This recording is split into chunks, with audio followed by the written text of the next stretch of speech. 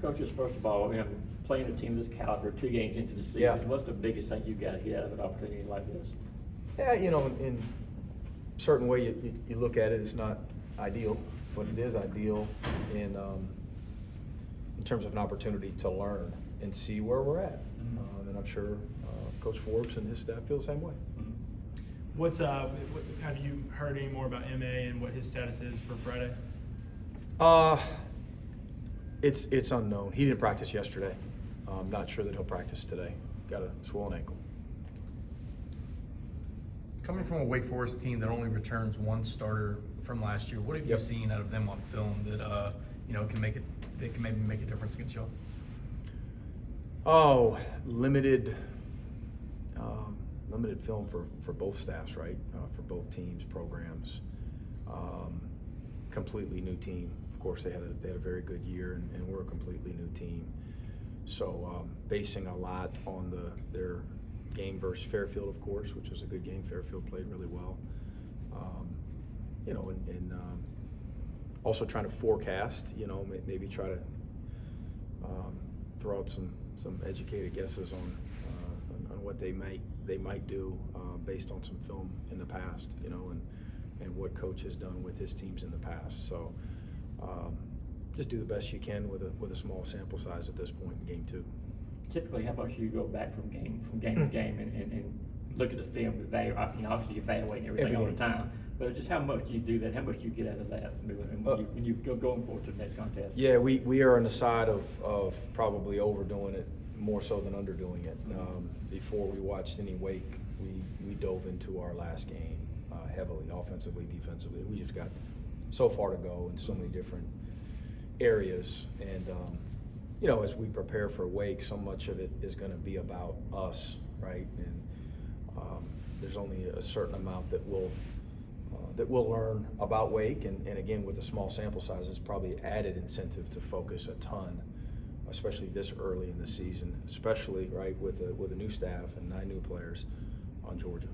How hands-on are you with non-conference scheduling? And did you look at it with the first year here that you wanted to have it a certain way? Pretty hands-on here. We were working from behind a little bit, of course, with the transition, and we needed to schedule a bunch of games pretty quickly. We wanted to space them out as best we could, of course, and we wanted some opponents that we felt like we'd have a pretty good chance of beating, of course. And then we wanted something like this one, where you can test yourself, you can develop, you can learn from film, win or lose. ACC road game, we've got 4 or 5 that are going to be very difficult, and that's some of the low major to mid majors are going to be very difficult too. But we've got some tests in there. I like the balance, especially for where we are right now with where we are in our program. You ever crossed paths with Coach Forbes before, maybe on the recruiting trail, coaching trail? A bunch. Yeah, I've known him ever since I got in the business. He's one of the more outgoing coaches in the country. He's one of those guys that it seems like everyone in the industry knows. He's got a good sense of humor, and he's a coach's coach. He's done a good job for a long time, but at several different levels. Well, if MA out now, what kind of comes the challenge of guys who have to kind of try to pick up that slack, because he what he brings is so much offensive and defensive end. I know, coming into this one here, if you asked me a week ago, I'd say, when we go to Wake, he's going to play 30-plus minutes, and who knows where we're at right now.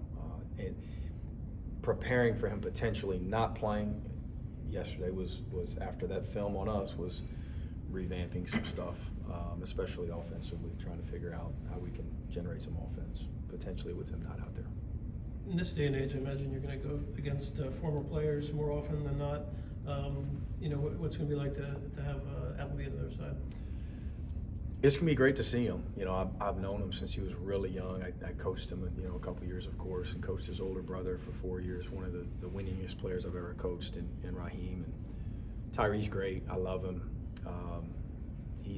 He'll be a good fit for Coach Forbes, and I know he recruited him hard. And actually, we had a lot of communication throughout Tyree's recruiting process when he jumped in the portal with the Wake staff. So he seems happy and he's playing well, and just hope he doesn't get it going on us. I've seen that. Speaking of recruiting, saw the statement that you put out on the 2 signees. Just wanted to see if you could add a little bit more on that, and maybe the background that it took to, you know, the process that it took to pull them in, considering it was such a short span of time. Yeah, 2 guys I'm really excited about. Great young men, good students, good people, great families. Both bring a different skill set, but both are very versatile for their positions. You know, I'll start with Mari.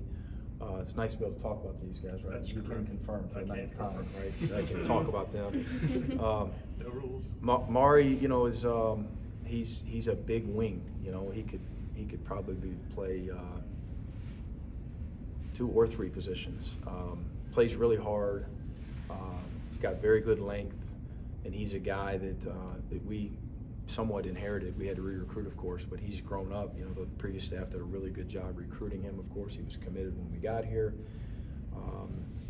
When we were able to go on the road for the first time and recruit, he was the first guy that I went to go see, and really liked him and followed him, of course, all summer. And we tried to speed up the relationship building process, of course, and he remained loyal to the Red and Black. So we're excited about him and his future. And Dylan, you know, different size, different position, but again, within his position, brings probably as much versatility. You know, a guy that can play a couple different front court spots, can really shoot it.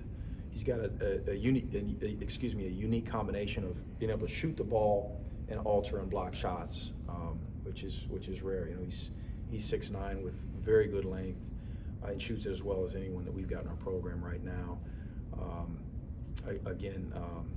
You know, good guy, good student, great family, just like Mari. And he's a guy that we started recruiting when he was 15 years old, you know, when we were at the University of Florida, and I'm really familiar with him, and, you know, excited that he's going to join us at Georgia as well. He says a lot of good things about Coach Pastrana too, which really was one of the first ones that I guess to recruit. Coach has got him fooled there. Yeah. Got him tricked. Now, you know, EP has had a good relationship with him for a long time, and we're excited to have him.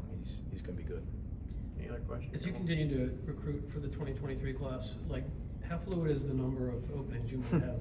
You know, I mean, you never, you know. Yeah, very fluid. Yeah. You just don't know. How do you forecast it? Who may jump in the portal? Who may not? We're 1 game in, and that's every coach in our league, I'm sure, is feeling the same way. Really, at our level, period. And then, you know, moving forward, what happens with the one-time transfer exception? Are we going to have waivers? Are we not going to have waivers? Are we going to have just as many jump in the portal? Are we not? We're going to have more continuity. How does NIL affect the continuity? Who knows? We're pressing pause for now, and we're coaching our team, and hopefully we have great practice. But we're open to all, you know, scenarios here in the spring. We've got a lot to sell here, of course, but in terms of how many scholarships and what positions we may need, it's really hard to forecast right now. Okay, thanks, Coach. Thanks, Mike. Appreciate it. Thank you, guys. Appreciate it.